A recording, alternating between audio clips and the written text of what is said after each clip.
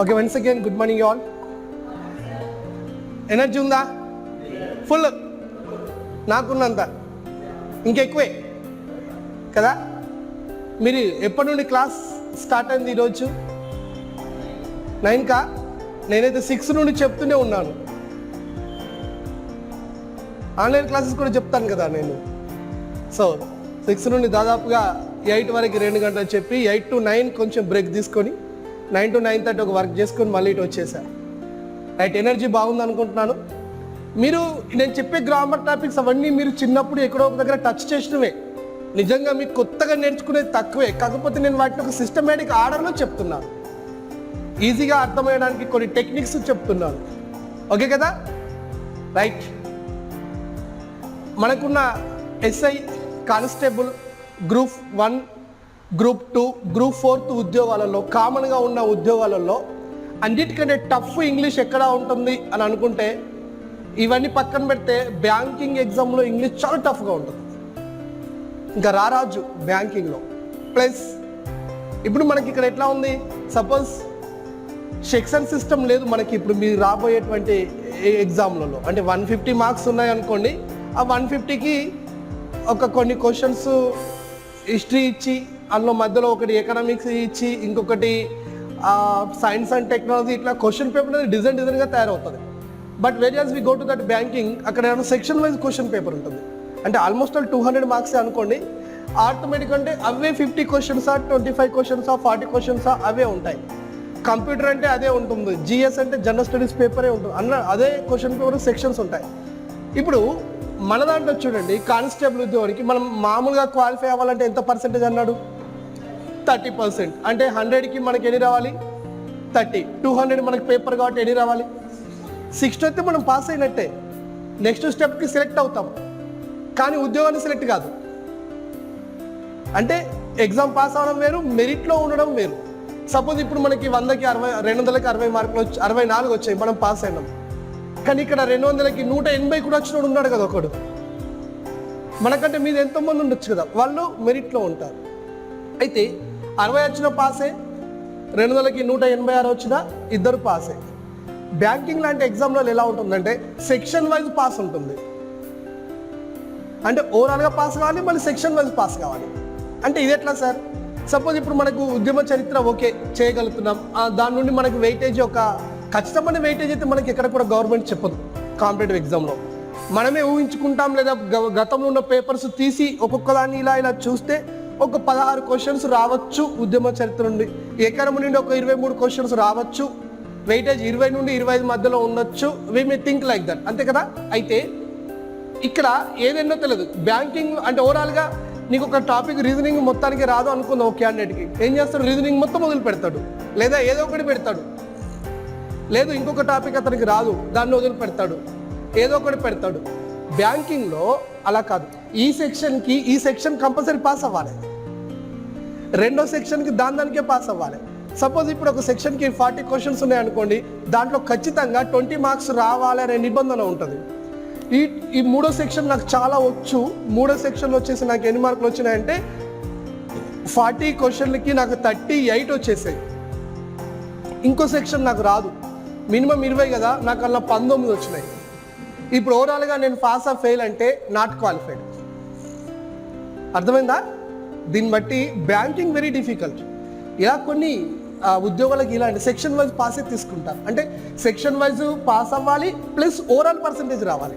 అంటే దీన్ని బట్టి ఒక స్టూడెంట్ నాకు ఈ సబ్జెక్ట్లో గ్రిప్ లేదు, నేను వదిలిపెడతాను అని అనే మాట లేదు. ఇక అన్నీ చదవాల్సిందే. అన్నీ ఏ లెవెల్లో చదవాలి? మళ్ళీ స్టాండర్డ్ లెవెల్లో చదవాలి. మీరు ఇప్పుడు రాబోయే ఈ ఎగ్జామ్లో అలాగే అనుకోండి మానసికంగా. నేను సెక్షన్ వైజ్ పాసే అనుకోండి. అబ్బా నాకు ఎకానమీ కొంచెం అర్థం కావట్లేదు, దీన్ని వదిలిపెడదాం. ఆ వదిలిపెడదామని అంటే జాబు మనల్ని కూడా వదిలిపెడుతుంది. వదిలిపెట్టడం అనే మాటకి మనకి ఇప్పుడు అర్థం తెలియవద్దు. ప్లస్ డిఫికల్ట్ ఉంది, ఇది మెదడుకు డిఫికల్ట్ అనే సిగ్నల్ మనం ఇవ్వద్దు. ఇక ఈజీయే, నాకు ఇది రాదు, వస్తుంది అంతే. ఇవాళ కాకపోయినా రేపటి వస్తుంది, రేపు కాకపోతే ఎల్లుండే వస్తుంది, వచ్చుడైతే వస్తుంది.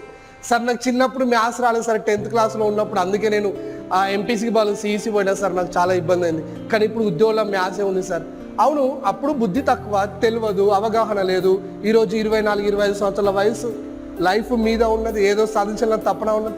ఇవన్నీ ఉన్నప్పుడు ఇప్పుడు చెప్తే వస్తుంది కదా, ఇప్పుడు చెప్పే సార్ వేరు కదా. అలా మనం మెదడుకి పాజిటివ్ సజెషన్స్ ఇచ్చుకోవాలి. అప్పుడు అది ఏం చేస్తుంది, మనల్ని యాక్సెప్ట్ చేసి కాంపిటీషన్లో నిలబెడుతుంది. అది గుర్తుపెట్టుకోండి. రెడీయా? Right. Then as usual our yesterday's class I have focused on that structure of English language. ఓకేనా? ఇంగ్లీష్ లాంగ్వేజ్ స్ట్రక్చర్లో ఏముంది? సబ్జెక్ట్, వర్బ్, ఆబ్జెక్ట్ ఉంది. Then I have focused only on the subject. దాంట్లో సింగులర్ సబ్జెక్ట్ అన్నాను, plural subject. Next దేని మీద focus చేశాను? Types of subjects, persons తీసుకున్నాం. First person, second person, third person. Definition of the first person is that the person who is speaking in front of you, speaker. Second person listener కదా. Third person ఇక్కడ అవైలబుల్లో లేని వాళ్ళని మనం third పర్సన్గా చెప్పుకున్నాం. అది అక్కడికి పూర్తి చేసేసి నెక్స్ట్ మళ్ళీ మనం I, we, you, they, he, she, it ఇవన్నీ మనం నేర్చుకున్నాం. అక్కడితో పూర్తి అయిపోయింది. Then after we moved on to the verb. Types of the verb. Helping verb ఇలా పెట్టుకోండి. హెల్పింగ్ వర్బ్, మెయిన్ వర్బ్ మనం పెట్టుకుంది కదా. ఇక్కడికి వచ్చినాక ఇట్లా అనుకున్నాం అనుకోండి, be forms, do forms, have forms, modals. ఇక్కడికి వచ్చామనుకోండి 3 పెట్టుకుందాం. రెగ్యులర్, ఇర్రెగ్యులర్, అన్చేంజబుల్ వచ్చేసింది. మళ్ళీ దీంట్లో తీసుకుందాం. Again be forms divided into 2 parts, that is the present verb and past verb. Then we have 5 be forms, have, is, are, was, were అనుకున్నాం. అలాగే do, does, did, have, has, had తర్వాత modals కూడా మనం focus చేసుకున్నాం. Then after ఇక్కడికి వచ్చేస్తే మళ్ళీ main verbs divided into 3 types. అందులో వచ్చేసి రెగ్యులర్, ఇర్రెగ్యులర్, అన్చేంజబుల్. రెగ్యులర్లో ఏమేమి ఉన్నాయి? మళ్ళీ present verb, past verb, perfect web, nothing but past participle అని కూడా మనం దాన్ని అంటాం. అక్కడికి వచ్చినాం. మళ్ళీ రెగ్యులర్ వర్డ్ డెఫినేషన్ ఏంటి? The words that we want to change to V1 to V3 we need to add DR, ED అలా చెప్పుకున్నాం. ఇర్రెగ్యులర్ అంటే అందులో ఇర్రెగ్యులారిటీ ఉంది, అన్చేంజబుల్ సేమ్ ఉన్నాయి. దాదాపు ఇవన్నీ మనం నిన్న నేర్చుకున్నాను. నేను మళ్ళొకసారి మీకు రివిజన్ చేసేసాను. రెడీయా? నెక్స్ట్ దాని కంటిన్యూషన్లోనే అదే వెర్బుల నుండి ఇప్పుడు మనము మీకు ఖచ్చితంగా 2 మార్కుల ప్రశ్న దీని నుండి ఏ ఎగ్జామ్లో అయినా వస్తుంది. ఆ టాపిక్ పేరు ఏంటంటే కన్కర్డ్, CONCURD అంటారు దీన్ని. Okay, nothing but it is an agreement between subject and verb. అలా కూడా రాసుకోండి, agreement between subject and verb. ఒక చిన్న సెంటెన్స్ ఇలా రాసా. She don't know her father's liabilities as she is in Europe. తండ్రి యొక్క అప్పులు ఎన్ని ఉన్నాయనే విషయం ఆమెకు అర్థం కాలేదు, ఎందుకంటే ఆమె ఇప్పుడు యూరోప్లో ఉంది కాబట్టి. సో ఇక్కడ కనుక మనం ఇలా ముక్కలు చేస్తే చాలా ఈజీ. ఇది డిఫికల్ట్ అయితే కాదు. కొన్ని సందర్భాలలో ఇలాంటి క్వశ్చన్ ఇలా ముక్కలు చేసి ఇస్తే ఈజీయే, ఎందుకంటే తప్పు అనేది ఇక్కడ నుండి ఇక్కడికే ఉంటుంది కాబట్టి. అలా కాకుండా ఏం చేస్తాడు, find out which one is right answer అని మీద ఇచ్చి ఈ సెంటెన్స్ని ఇంకో 4 తీర్ల రాస్తాడు. ఫర్ ఎగ్జాంపుల్ ఇక్కడ ఏసి యాజ్ ప్లేస్లో వెన్ అనో, లేకపోతే ఈజ్ ప్లేస్లో వాజ్ అనో, ఇంకా ఏదో చేంజ్ చేసేసి మళ్ళీ 4 రకాలుగా ఇస్తాడు. అప్పుడు మనకు సమస్య ఎక్కడ వస్తుందంటే we need to focus on that each word and whole sentence. దీన్ని మనం ముక్కలు చేసి నేర్చుకోవడం ఇలా ఇస్తే ఈజీయే. అలా కాకుండా సెంటెన్స్ వైజ్ 4 ఇచ్చారు అనుకోండి, ఇక్కడ పోయిందబ్బా, ఎటు పోయింది, ఏడో తప్పు పోయింది అనేది మనం 30 సెకండ్ 28 సెకండ్లలో గుర్తుపట్టాలి, 4 సెకండ్లలో బబ్లింగ్ చేయగలగాలి. దొరికిందా? ఇప్పుడు ఇక్కడ తప్పు ఎక్కడ ఉందో ట్రై చేయండి.